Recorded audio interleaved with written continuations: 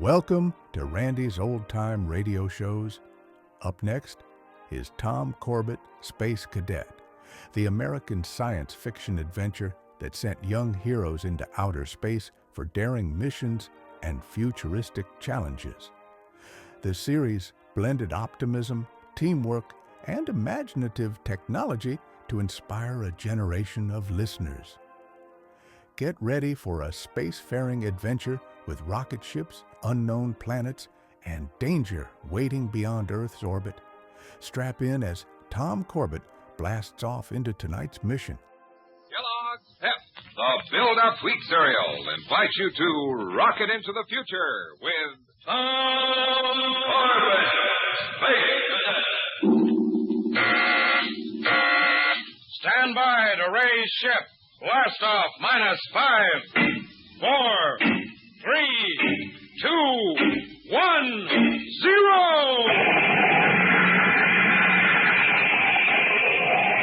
Rockets blast off to distant planets and far-flung stars. We take you to the age of the conquest of space with Tom Corbett, Space Cadet.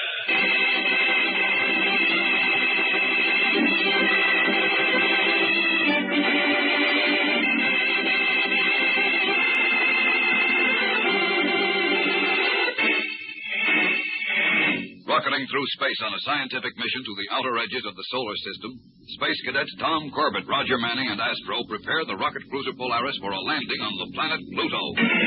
On the control deck, Major Connell, a hardened space pioneer and commander of the expedition, cracks out orders briskly. Control deck to radar bridge. Check in. Get me a picture of Pluto on the magnascope, Manning, and feed it down here to me on the control deck scanner. Yes, sir.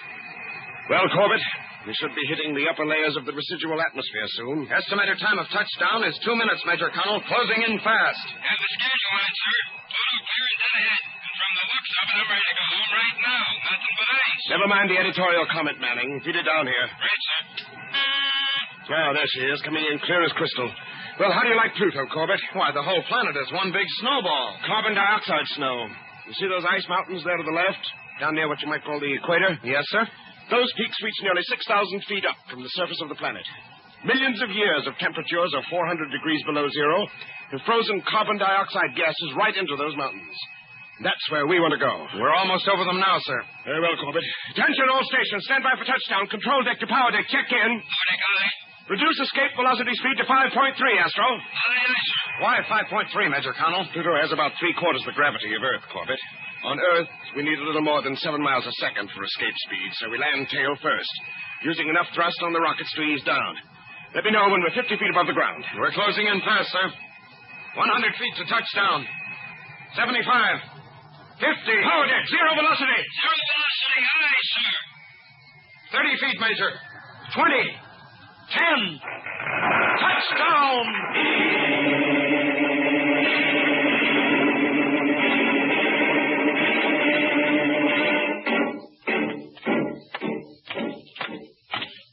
We're ready to go outside, Major Connell. Good.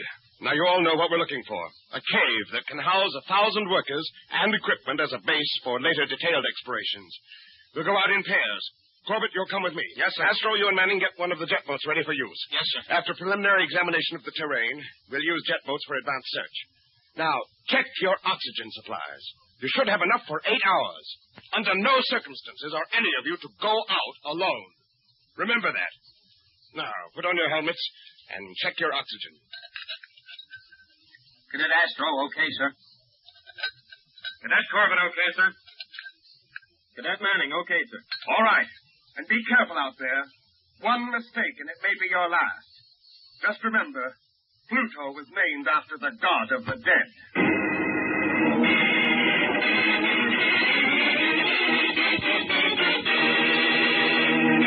We'll return to the exciting adventures of Tom Corbett, Space Cadet, in just a moment. So stand by. Attention all spacemen. Attention all spacemen. Stand by for a high priority message from Commander Arkwright, Space Academy Commandant.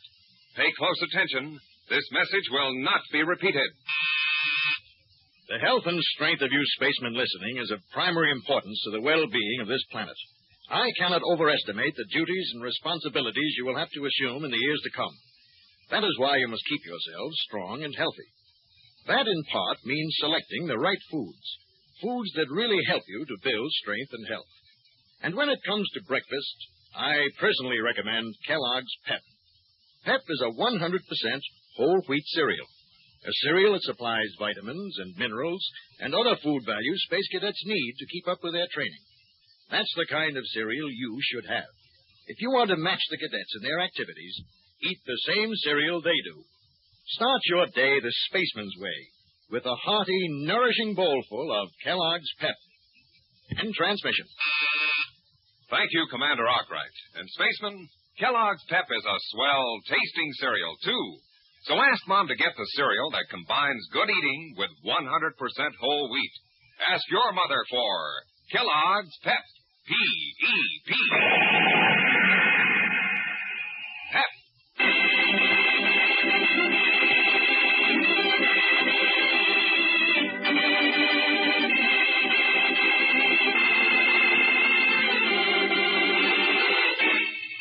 3 billion miles from the sun on the bleak carbon dioxide wastes of the planet Pluto, 4 Earthmen are in search of a cave that will eventually serve as a base for further exploration on the dead planet. While Space Cadets Astro and Manning prepare a jet boat for long-range search, Tom Corbett and Major Connell, exploring on foot, stand at the base of a solid mountain of ice over 6,000 feet high. Jumping Jupiter, this is the biggest hunk of ice I've ever seen, Major. Frozen gases, Corbett, that's all it is. Must be 100 miles round at the base. You think we'll find a cave anywhere under that, sir? It's possible, but wouldn't the atomic heating units make this thing melt? If it did melt, it would turn into gas and form ice somewhere else. There are no liquids on Pluto. None at all? Maybe billions of years ago, but now nothing but frozen gas. Well, let's go back to the Polaris. Manning and Astro should have that jet boat ready by now. I want to take a look at this mountain from the other side.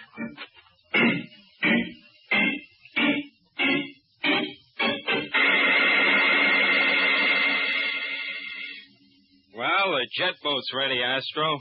Where's His Royal Highness Major Connell? Ought to be back any second. Relax, Roger. Boy, just looking at all that ice out there makes me cold. Just keep talking, pal. Your space gas will warm you up. Rock it off, will you? Look, I've got an idea. Let's give this jet boat a trial run and have a look around. Oh, we'd better not, Roger. The Major said wait. Okay, then you go out and sit on a hunk of ice because I'm going to do some sightseeing. Besides, the Major told us to get the boat ready, and how can we be sure it's okay unless we test it? But the Major said we're to stick together. Afraid to come along, Astro? Afraid nothing. Make up your mind, pal. I'm ready to blast off. Well, all right. But make it a short hop, Roger. I'd rather take 400 degrees below zero from Pluto than 200 above from Major Connell.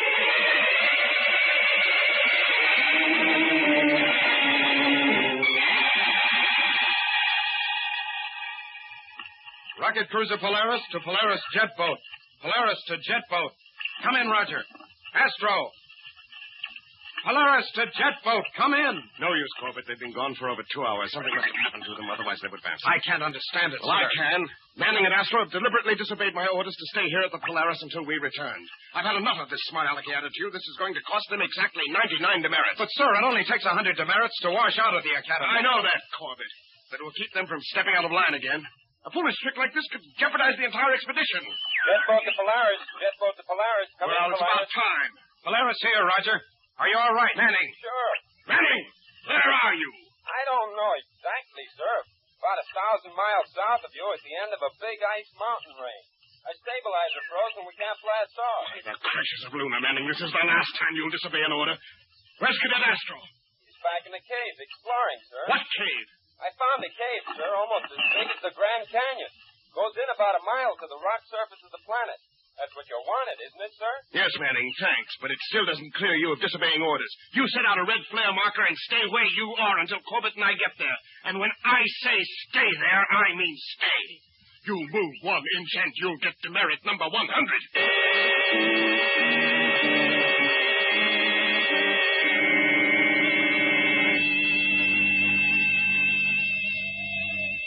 Well, Well, hotshot, the Major sure cooled you off in a hurry, and I don't mean by the climate. Listen, Pea-Brain, if it wasn't for me finding that cave, you'd be stuck on this solar popsicle for months. Look, if that head of yours gets any bigger, you'll bust right out of your space helmet. Take a walk, ape-man. I think I will. I prefer the company of that FDK. Yeah, do that. And while you're at it, get lost.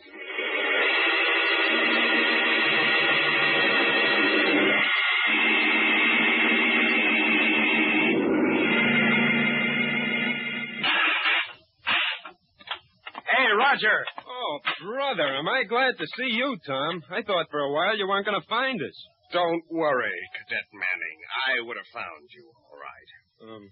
Yes, sir. I can imagine, sir. Where's Cadet Astro? He's inside the cave, sir. Over there. Very well. Corbett, you stay here in the jet boat with Manning and see that he doesn't budge out of it. Aye, Major. I'll find Astro and bring him back. He's really fusing his tubes. What made you take off like that, Roger? You're asking for trouble with an officer like Major Connell. That's gratitude for you. I not only astrogate the guy 3 billion miles, but I find his little cave for him, too, and he blasts me for it. That's not the point, Roger. You disobeyed an order. If it wasn't for me, we'd just be starting to look for the cave. Now the job's all done. Okay. No one's taking the credit away from you. But you've got to understand... Knock it off, Junior. We just don't talk the same language. Maybe not, but I hope the disciplinary board at the academy talks yours when you're brought up on charges. Hey, there's the intercom signal. Probably Major Connell or Astro reporting on their belt communicators. Jet boat. Cadet Corbett, go ahead. Corbett, this is Major Connell. Has Cadet Astro returned yet? Why, no, sir. Haven't you found him? No, the only trace of him is his belt communicator. I found it on the floor of a cave about 100 yards in. How could he lose his communicator? I don't know. This looks like trouble. You and Manning join me here and bring along an emergency kit. Very well, sir. Be right there. With the three of us searching, we ought to find him in no time. I wouldn't be too sure of that. From what I've seen, this cave is so big you could put Space Academy in one corner and never see it. So you can imagine what would happen to a mere man.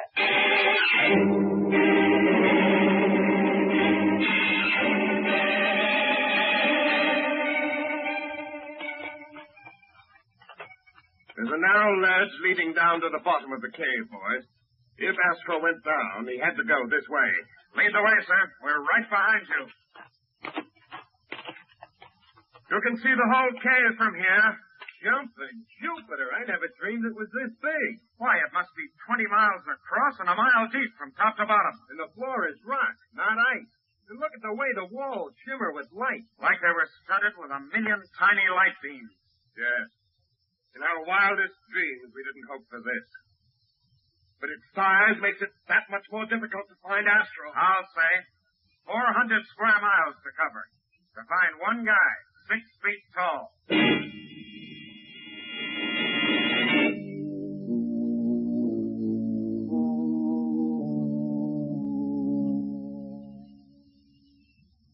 All right, boys. We're on the floor of the cave. From this point, we have to separate. Corbett? Yes, sir. You take a red flare and go to the left. Manning? Yes, sir. Take a yellow flare and go to the right. I'll take a blue one and cut across the middle of the cave. Now take your time and keep your eyes open. If you find any trace of Astro, ignite your flare. Any questions? No questions, sir. All clear, sir. One thing more. Return to this point in 3.5 hours. Why the time limit, sir? Aren't we going to keep looking until we find Astro? If we don't find him in 3.5 hours, Manning, there'll be no rush. Astro's oxygen will be gone, and he won't know the difference. Blasted, if anything happens to that balloon... Wait a minute, Manning. Now you know what can happen when you disobey an order. All right. Move out.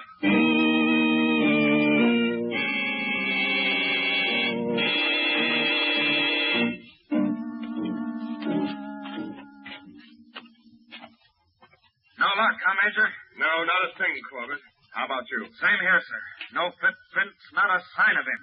Where's Manning? Well, I guess he's still looking, sir. I just can't understand it. Astro wouldn't wander off like that. I know, Corbett. It's almost as if he dropped right off this ice-packed planet. You think he might have fallen in one of the ice crevices in a way that we couldn't see him? It's possible, Corbett. But I don't... Major, look. What? A flare. It's Roger. He must have found Astro. Come on.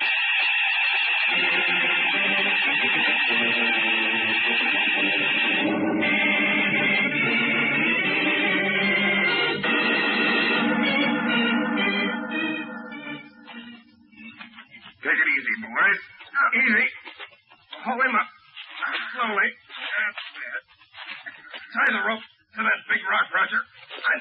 Astro by the shoulders. Okay.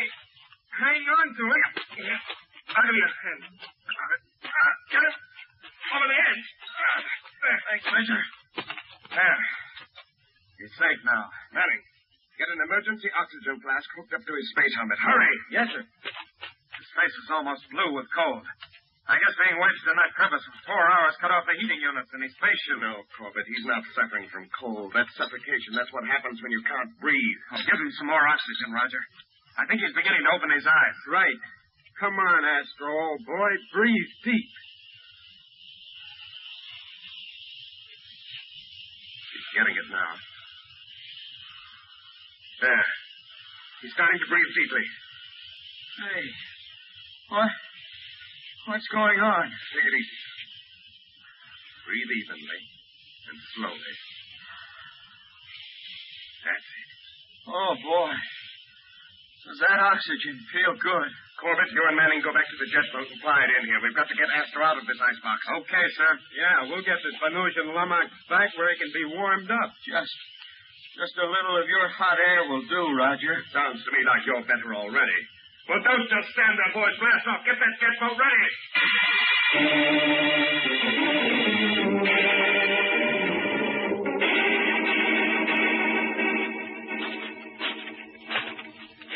Roger, this ought to teach you a lesson about obeying orders. Oh, don't say a word, Tom. I feel smaller than a Martian mouse. Yeah? I've heard you say that before. Well, this time I mean it. Now, here's the cave entrance. Let's get that jet boat ready. Yeah, brother, it's good to see open space again. Hey, Tom, what's that noise? I don't know. Jumping Jupiter, the whole mountain's starting to shake. Roger, it's an avalanche. Tons of ice coming down on top of us. Come on, let's get back in the cave. No time now. Head straight out and run for your life.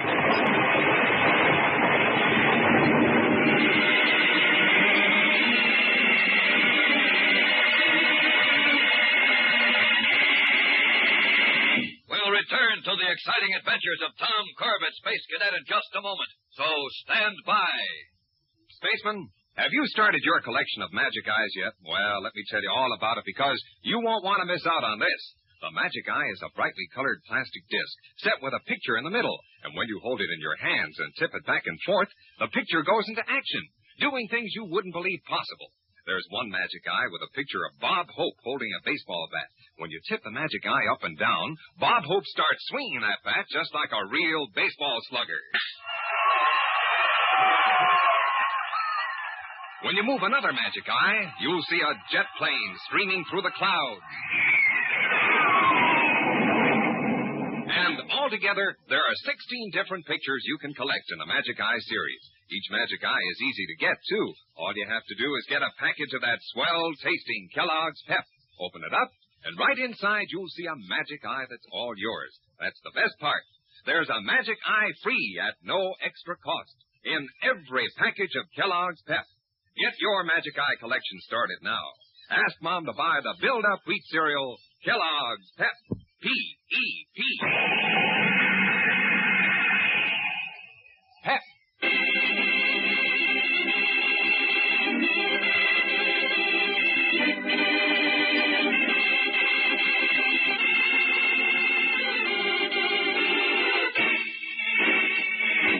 Finding Astro alive but wedged in an ice crevice inside the huge cave on Pluto, Tom and Roger helped Major Connell release him, and then left the cave to get the jet boat to carry their friend back to the Polaris. However, just as they stepped out of the mouth of the cave, an avalanche thundered down on them. Hundreds of tons of snow and ice threatening burial and instant death. Come on, Roger. Run! Run! I can't make it, Tom. I'm through. It's that jet! Quick, here it comes!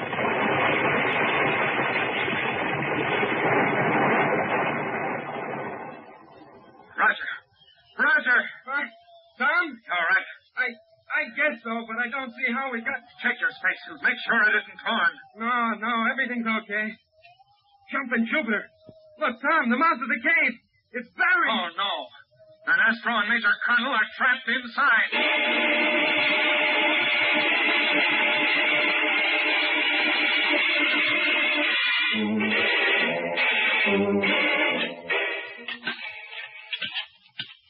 Come on, Roger. Keep digging. We've got to get through this ice. Tom, I can't. I can't lift the ice anymore. All right. Take a breather. If there was only some way we could find out if Astro and the Major are okay. The only way is to cut through. It's impossible, Tom. We've been at it for 2 hours and haven't even made a dent in it. Say, maybe there's some way we could melt this stuff. I don't see how, Tom. We haven't got any kind of heat available, and if we did, we couldn't sustain it long enough to cut all the way through. The Polaris could. The Polaris? Suppose we bring the ship here and turn her stern exhaust on that pile of ice. Hey, it might work, Tom. It's about the only thing we can do. If we don't get inside that cave soon, Astro and the Major are done for.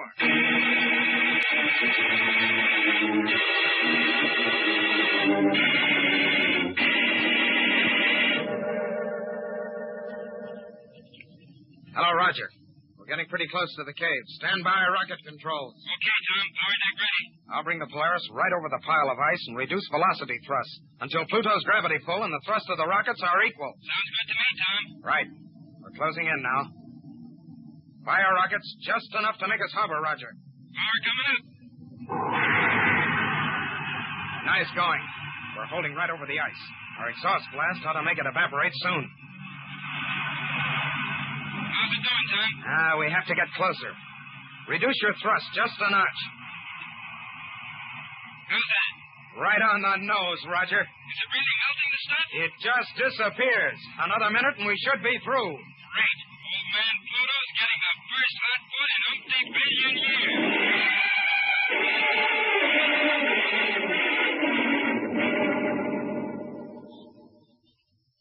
Honestly, boys, when I saw that rocket exhaust flame burning through that pile of ice, I didn't know whether to be happy or scared. Yeah, reminded me of the ancient dragons in fairy tales. It was a nice job, boys. You were just in time. Our oxygen was just about gone. Well, thank heavens it only took a couple of minutes for the heat from the exhaust to get rid of the ice. At first I thought it was Manning shooting off his mouth.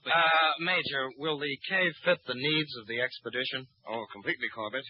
And as soon as I send a report back to Space Academy, a fleet of space freighters will leave with equipment and supplies to establish the base. Say, Skipper. Yes? Isn't it the usual thing to name a new discovery after the discoverer? Well, yes, it is, Manning. The name will be recorded with the Solar Council. Well, what do you know? A new base named after me. Just think, Astro. Now you can tell your grandchildren you knew the first great explorer of Pluto, the hero who established Manning Colony. Correction, Manning. The Polaris Colony. I'll sure tell my grandchildren about that. Cheer up, Roger. We'll name the garbage dump after you. Go blow your jets.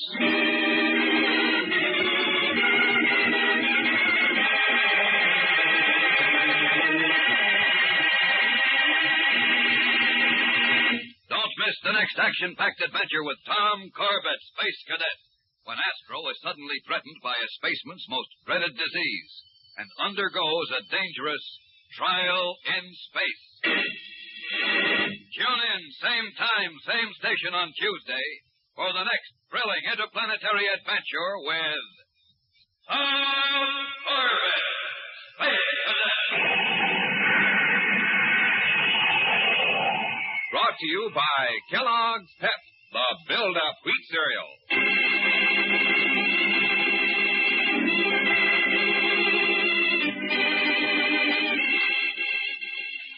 Tom Corbett, Space Cadet, starring Frankie Thomas, can also be seen on television and appears in the comic sections of many of America's leading newspapers. Look for it daily and in weekend editions. Featured in today's cast were Jan Merlin, Al Markham, and Barry Kroger. Today's program was written by Richard Jessup, directed by Drex Hines. Jackson Beck speaking. Kellogg's Raisin Bran has a secret. Kellogg's Raisin Bran has a secret. And what a secret! In Kellogg's Raisin Bran, the tasty raisins are dipped in honeycomb. That means plumper, more tender raisins, along with delicious golden crisp bran flakes. Both fruit and cereal, all in one box. And no other raisin brand but Kellogg's gives you the tender goodness of raisins dipped in honeycomb. That's Kellogg's secret. So for your breakfast, make sure you get Kellogg's because Kellogg's Raisin Bran has a secret. This program came to you from New York. Well, folks, that's it for this episode here at Randy's Old Time Radio Shows. Before we wrap up, It's worth noting that Randy dedicates countless hours to restoring and editing every single show before it's uploaded for your listening pleasure.